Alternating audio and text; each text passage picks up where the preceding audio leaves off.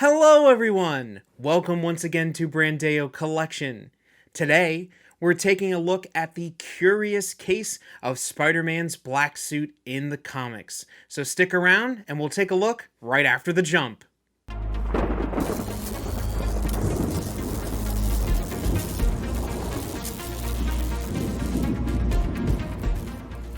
Alright, so jumping right into things today, I thought it would be interesting to jump on here and jump back in a little bit into our comic book collection and talking about a topic that has been discussed many times. You may find other YouTubers who have done extensive research and overviews of this particular topic, but I thought it was still interesting enough to bring it to our community here and talk about it a little bit more in detail.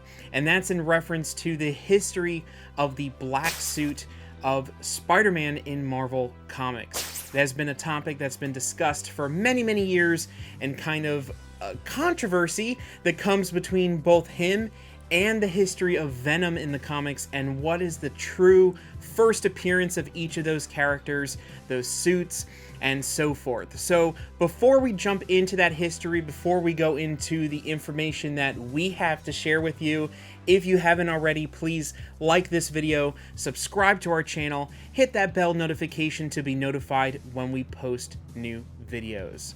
So what we're going to do next is we're going to jump right over and start going through the history of the black suit of Spider-Man.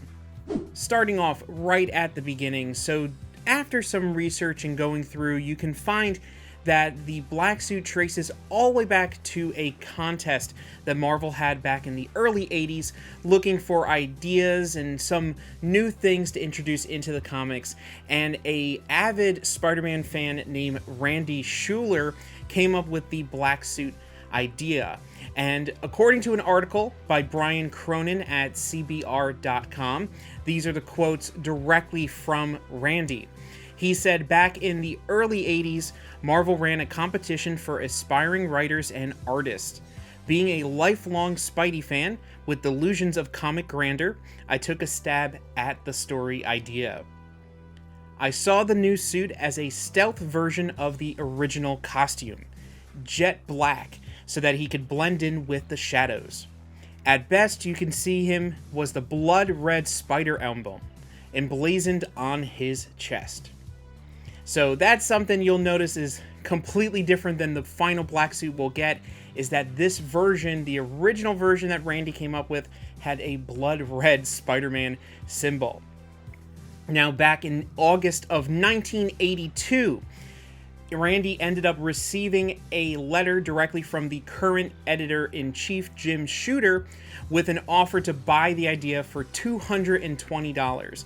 Now, in today, that'd be roughly around $700 in money in 2022. So once that idea was bought from Randy, that's when we start seeing little inklings of that black suit starting to make its way into comic books in the years coming up. The next time we see it, and the farthest back we can kind of trace it to, is to Comics Journal number 85 in October of 1983.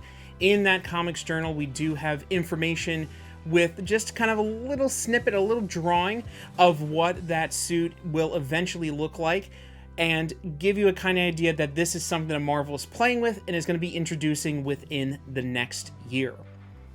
Jumping forward to another kind of setting up of time, we have the Heroes Hotline in December of 1983. In there, we get another little preview of this suit and more information from Marvel letting us know that it is a suit that Spider-Man will be having in the coming year. And then before we actually jump into the full appearance of the black suit in Marvel Comics, we have Marvel Age number 12, which has a little bit even more information about this upcoming suit to the Marvel Comics run. Now, when we're now talking about what is the actual first appearance of the black suit in full Marvel continuity in the actual storyline of fully published Spider-Man stories, and that one is actually going to go to Amazing Spider-Man 252. And the reason for that is, so the published date on the book itself states that it is published in May of 1984. But after talking to some people, some friends of mine who actually were around at that time, and doing some research due to some other fellow YouTubers who have done this topic and other people who've wrote articles across the internet, it seems the consensus was that this book was actually out on comic books shelves in January of 1984, which makes it predate all the other Black Suit appearances that come later in 1984. So Spider-Man 252 is the first true appearance of the Black Suit in Marvel continuity.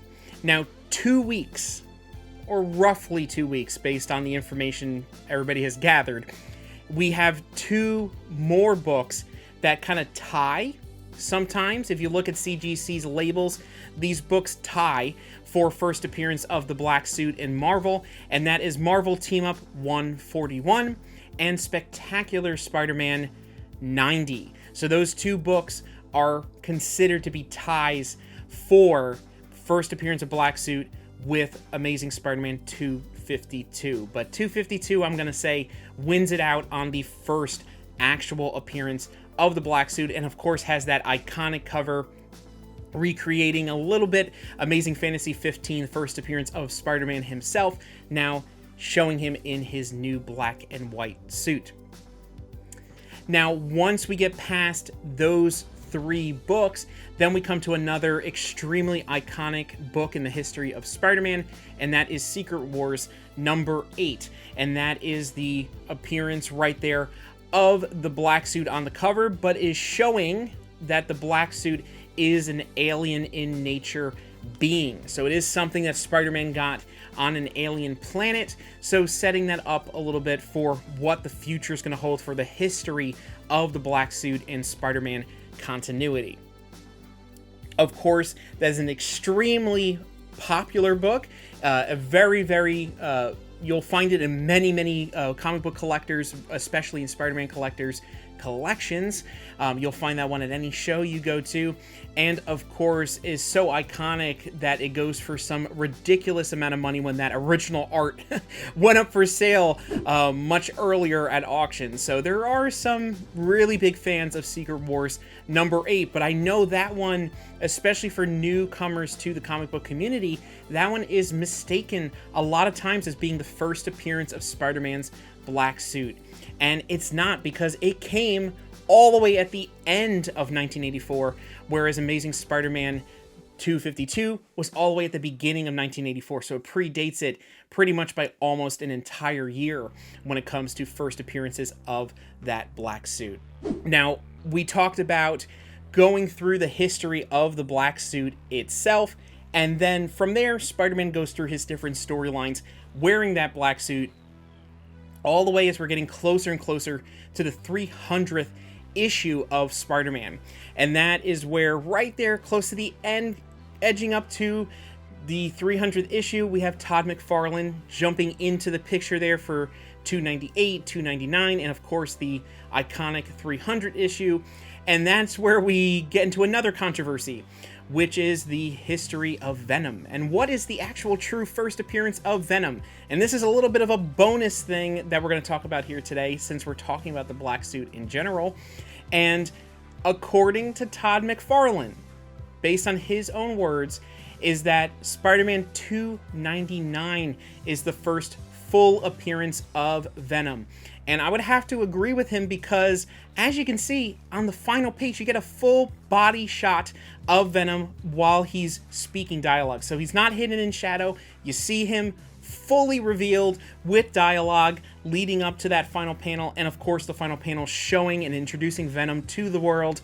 So that is the first full appearance, not a cameo, when it comes to that. Now, we can argue that kind of back and forth, and a lot of people say, okay, Spider-Man 300 is the actual true first appearance of Venom, because he's in it more than just kind of those final pages and that final splash page there on the end of 299. But 299, I gotta say, based on the facts, are kind of looking like that's the first appearance of Venom. But you can't deny the power of 300, that iconic cover that has been homaged so many times since then.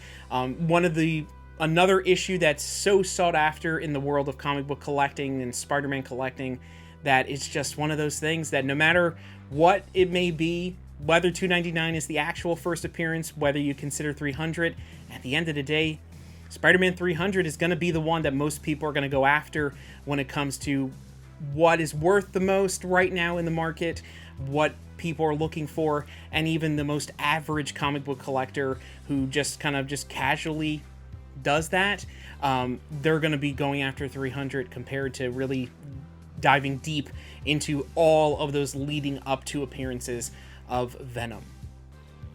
So I thought this was just something fun to do, to go through a little bit of history of a favorite character of mine, go through one of my favorite suits of a superhero of all time, and of course, you know how much I love Spider-Man. If you are a fan here on our channel, you know that. So I thought it would be a great way to jump right back into comic book things. It's been a while since we've talked about comic book topics here on our channel, but we're going to start sprinkling in a bit more of that as we continue to move into the future of Brandao Collection and bring you more and more things just like this and other exciting things we have planned to share with our entire community. If you enjoyed this video, please let us know by putting a comment below. Let us know how you liked it.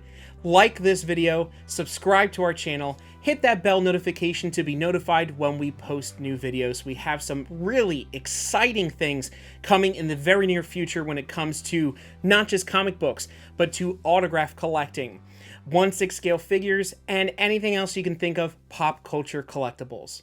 Thank you so much for watching, and as always, keep on collecting.